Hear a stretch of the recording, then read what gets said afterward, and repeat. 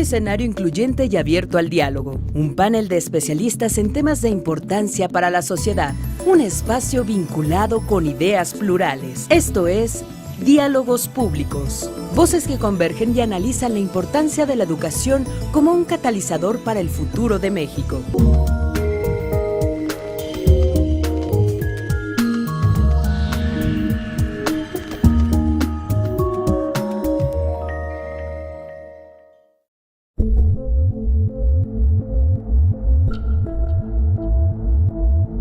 Desde perspectivas independientes y académicas, Aspen Institute México y Laureate International Universities abren un escenario en un momento decisivo tras la reciente aprobación de las 11 reformas estructurales que buscan mejorar la competencia global del país.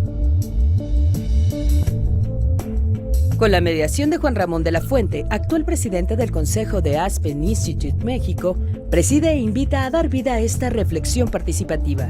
3 personajes están en el centro de este diálogo. Bill Clinton, expresidente de Estados Unidos y canciller honorario de Laureate International Universities, ha participado en diversos escenarios a favor de la educación, donde fomenta la cooperación cívica y el liderazgo juvenil. Luis Alberto Moreno, presidente del Banco Interamericano de Desarrollo y del Comité de Donantes del Fondo Multilateral de Inversiones. Y Douglas Becker, quien es fundador, presidente y CEO de Laureate Education, la principal red mundial de universidades internacionales. Líderes del cambio que exponen sus recomendaciones para mejorar la formación profesional, así como la productividad en México.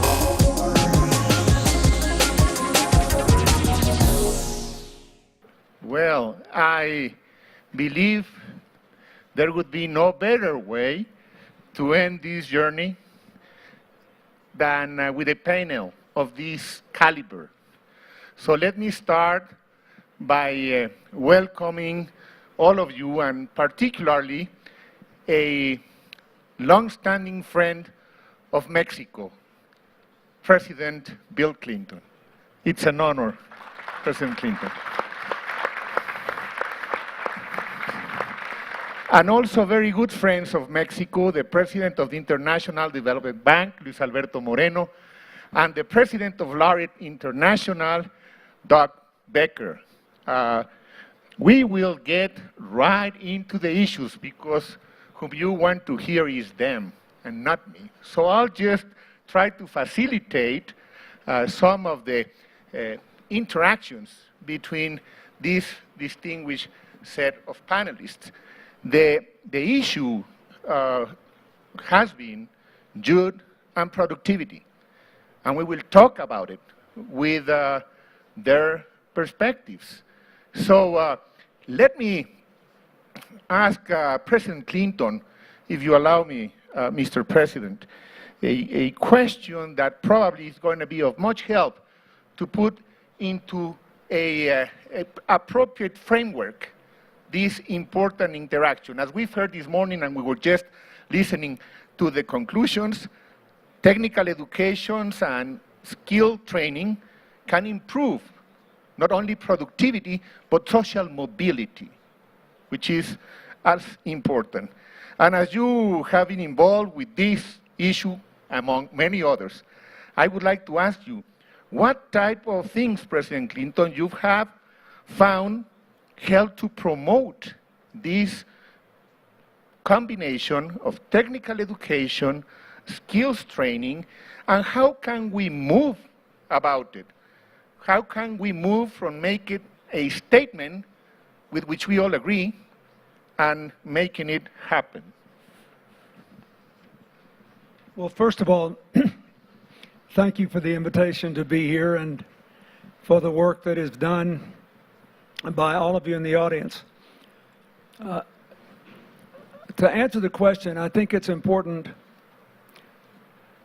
to focus on 2 big things that are rarely mentioned in Mexico, because bad news is always better news than good news. But there are 2 trend lines worth noting, which is that in the last decade, when inequality was getting worse everywhere in the world, before Brazil had its slowdown, it appears from all the data I've seen that Mexico and Brazil were two of the only rising countries in the world where inequality actually was reduced. Secondly, when all this debate goes on in America and over immigration reform and immigration policy, I always remind people, especially those who disagree with me, that we've had no net in-migration from Mexico for the last 4 years. And I believe it is because of the dramatic increase in the number of people going higher in education and training, going into post-high school education and getting their degrees or certificates. So you want to know how you can do better. And the short answer is that we have to make sure that as more people get good educations and their incomes rise, that we never allow an artificial barrier to be constructed between academic education and education which prepares people to get good jobs and earn good incomes. And if you look at, I'll skip the U.S. We did well, then we didn't do so well, now we're doing a little better again on this, but if you look at the German system, for example, they have the highest percent of GDP in manufacturing of any advanced economy, the highest percent of GDP in exports of any advanced economy. And even though the overall wealth of America is greater, the people who work in technically related jobs in Germany do about as well as anyone in the world. And it is because they have very good apprenticeship programs where the employers of all sizes work very closely with the education and training institutes, and because the universities try to both promote academic advancement and practical knowledge and employability, kind of like you do, Doug. And I think anything you can do to improve the degree to which that happens is a good thing. If you look at the most successful places in the U.S. for job placement, income growth, and social mobility, it's a very mixed picture, but we're a big, diverse country. They are largely places where there is a total integration of the university with the local community. I'll just give my favorite example is Orlando, Florida. The third biggest undergraduate institution in the United States, although almost no one knows it, is the University of Central Florida. In Orlando, they have more than 50,000 students. And they have grown so much in large measure because they are surrounded by 100 computer simulation companies, actually more than 100 now. Our space agency, NASA, and the Defense Department together spend $5 billion a year there because it's cheaper to teach someone to drive a tank or pilot a jet plane or send a spaceship up on a simulator than on the real thing. So we get all these professors to come in. They're all given leave if they want to go out and start companies. Under the law in America, if you get federal money to do research and you can turn it into something that makes money, the university gets to keep the money. So we have this seamless relationship between higher education and the economy, and as a result, the unemployment rate is below the national average, the income is above the national average, and the social mobility for the families who have people that are the first people in their family ever to get an education is quite high. But the Germans attempt to do this in every community, in every sector of the economy, in a very sophisticated way. And I think the countries that do the best job of this are likely to have the highest growth rates combined with more broadly shared prosperity. Luis Alberto Moreno, of course you know the region, Latin America, very well, at depth I would say. from your perspective, how do you compare the region with the rest of the world? We've talked about the German model, of course, the experience in the US, perhaps other models in Europe and in Asia. So where does Latin America stand compared with those countries that have advanced until a very interesting degree? Well, first of all, thank you very much for the invitation, and it's an honor to be here and to be with people who are really concerned about the most important issue related to social mobility, as President Clinton was describing. The short answer to your question is that we're not good. If you compare the so-called PISA scores, which are done at, everybody knows in the audience, Latin America ranks in the lowest tier of all countries in the world. Now, I'm very glad that you're talking here about the nexus to productivity, because if there is one issue in Latin America that we really need to change, is precisely productivity. If you look at the last 20 years, and all the numbers on, of all countries in Latin America, there's few exceptions, the productivity rates are basically have been flat. It's been the case of Mexico, it's been the case of Colombia, totally flat. And certainly, because of that, our rates of growth are limited. If we had, for instance, the levels of productivity the United States has, Latin America would be growing at twice the rate we currently are growing. So this is at the center of the public policy debate. And as you look at this, certainly the whole connection that President Clinton was describing, of connecting skills and to the workforce, which is basically the essence of the German model. We've done programs where we basically look at ways of how to do internships in companies, and at the same time courses of training.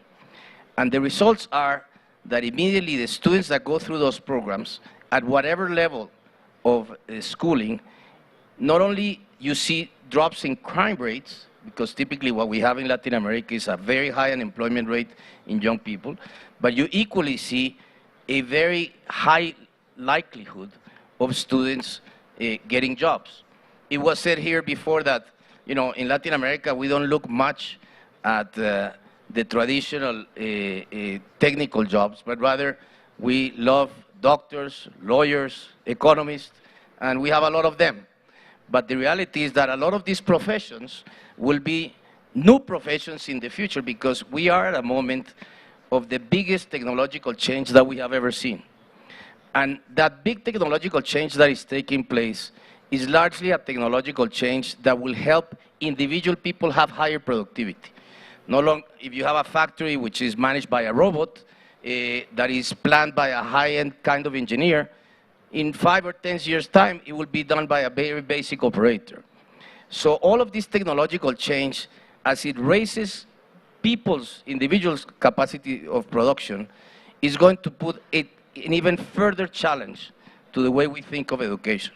Thank you, Luis Alberto. Doc, you have facilities in 26 countries, I believe, even more than that.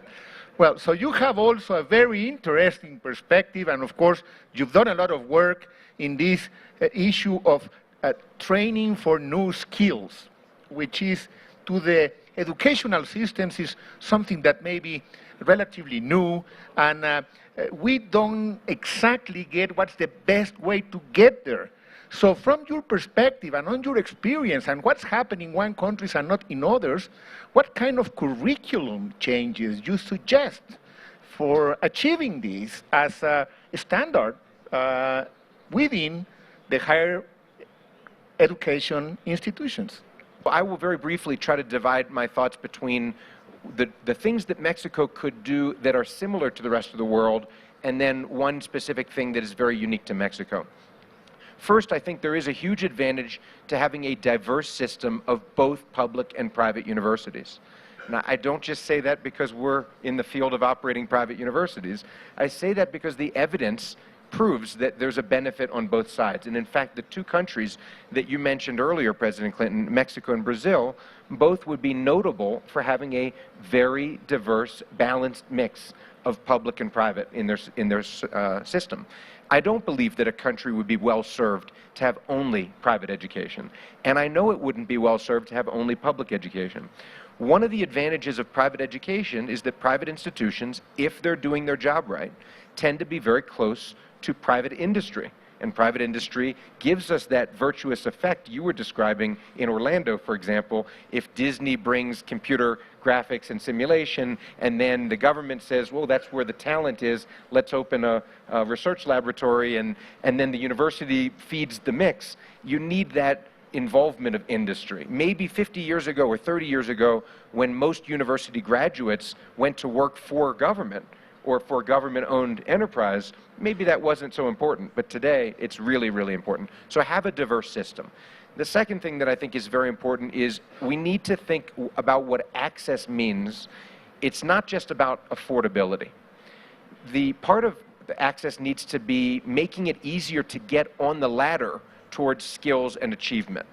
If you have a situation like we have here in Mexico, where the basic rung on the ladder is the licenciatura, then that's 4 years of investment of people's time and money to become on their way towards an education.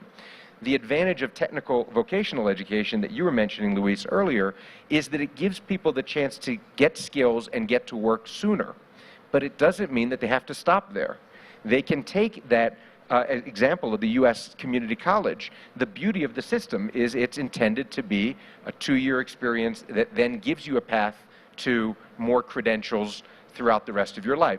And now the expression people use is stackable credentials, certificates, programs, diplomas, and degrees that earn you towards a higher and higher level of skill and attainment. I think this is really an important part of accessibility. And when I say I wanted to be specific to Mexico, I have to say Mexico has so many strengths in its education system, but this is one area where Mexico really is not even present.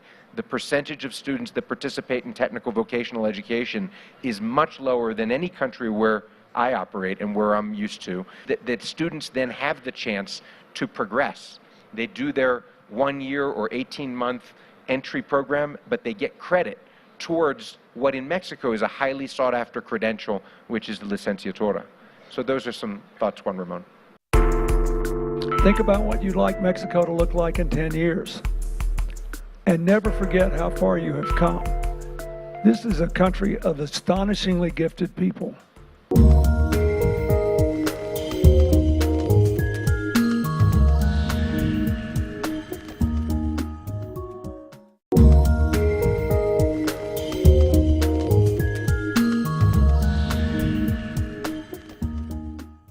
Unfortunately, we're running short of time, so we still have a few minutes, which I would like to use, if you agree, to ask each of you for some final remarks, suggestions, or considerations. So let's start by the president of the Inter-American Development Bank, Luis Alberto Moreno. Your final remarks about this panel and about this journey. Look, I think one of the biggest paradoxes that we see today in Latin America is that every analysis that is done about needs for jobs show that 50% of the companies that are polled looked at possibilities of hiring people, and they don't find the people with the skills to fill those jobs. That is the challenge. It is not as if there is a problem in the labor market, or rather to incorporate them. The problem is what President Clinton and Doug were mentioning, is the break that exists between the connection of the needs of business, or in other words, the skills to work. And here there are many examples. For instance, Chile, which has, as we know, 50% of its economy depends on mining, has basically begun to say, these are the jobs that these companies will need in the future. And that immediately invites people, not necessarily to become another doctor or another economist, but perhaps to learn an engineering job which he or she can fill in that regard. Equally, Colombia has done some of the same. The other issue is the balance that needs to exist between access and quality. You know, we have a lot of technical, take the case of English. You know, many places around Latin America have these technical schools that supposedly teach you English intensively in 3 months. and that's where people can go and put in the resume that they learned English, and probably what they learned is hello, goodbye, good morning. And that's a problem. So we need to really focus on that combination of access and quality. Thank you, Luis Alberto. Doc, among other things, I would like to ask you before we end, what is your first reaction of this summit as compared with the previous, for instance, that took place in Madrid? Are we moving forward?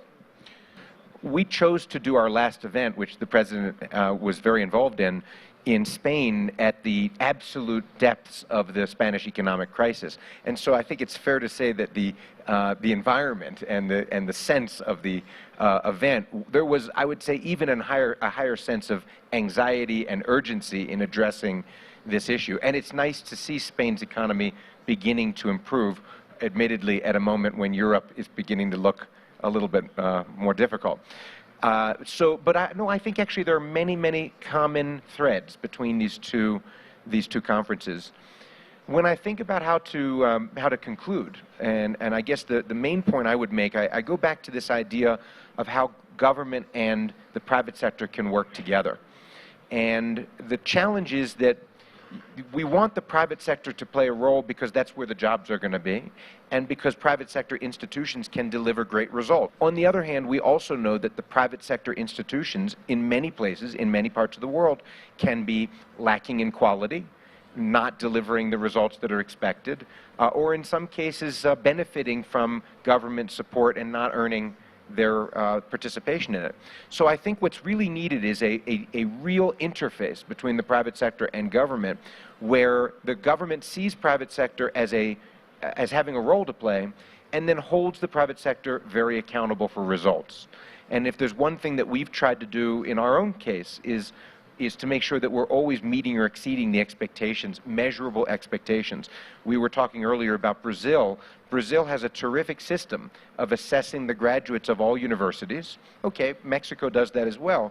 But then in Brazil, they actually give private universities more privileges, such as expanding, launching new programs, if they have good scores, and they reduce their privileges if they have bad scores. So there's real consequences that holds the private sector accountable. I think that part of why I haven't seen as much engagement with the private sector here in Mexico is that I think the government doesn't want to be disappointed, because there are many, the patitos, the small private institutions that aren't living up to their potential. If the government is prepared to hold people accountable for measurable results, I think then they could see really great impact on these issues of productivity, employability, social mobility, all of the topics of today's presentation. Thanks a lot, Doc. President Clinton, your final remarks, which will be the final remarks of this panel, please. Think about what you'd like Mexico to look like in 10 years. And never forget how far you have come. This is a country of astonishingly gifted people. And a lot of you have, I mean, I would have preferred to sit in that audience and listen to all of you come out here and give 10 or 15 minutes. And it took me a long time to get here from the airport today. 20 minutes longer than I thought. But I was marveling at the difference in how the city looks now and how it did when I first came here as a very young man. Don't forget that. You have everything you need here. I know you're frustrated. I wish you had no narco trafficking. I wish you didn't have any problems. Everybody's got problems. Don't forget your assets. Well, every time I drive by a park in Mexico City, or I breathe the air, and I remember what it used to be like, it reminds me that there's nothing you can't do. I'll just give you one thing you ought to think about. There's a lot of talk today in Mexico about how you're one of the countries that can't possibly be happy that oil is under $50. But your production has been cut by a third, just in the natural course of things, and you're exporting barely more than half your oil. You have just scratched the surface of what you could be doing with solar, wind, geothermal. You close one big landfill here in Mexico City. You could close every landfill in every city in Mexico and generate power out of that and reclaim lots of land for housing or education or recreational space. If I were you, in a period of cheap oil, no one else will do this. In countries with cheap oil, I would accelerate the transformation away from an oil-based economy to a clean energy economy so you can export all the oil that you're drilling. And then you could train more people, and then you could create a heck of a lot of jobs, you know, in a whole different area, both in the transformation to clean energy and those people involved in the export business. You need to just keep thinking about things like that and bring it back to the education system. I'd have no idea how good your data is on posted job openings for which there are not qualified people, but I would spend some money on getting very good data out on a certainly no less than a quarterly basis, but better on a monthly basis, and I would close that gap in how long it takes when someone wants to hire and someone actually hires. You can do that, and you can get people like Doug to orient their whole programs around making sure it happens. Thank you very much.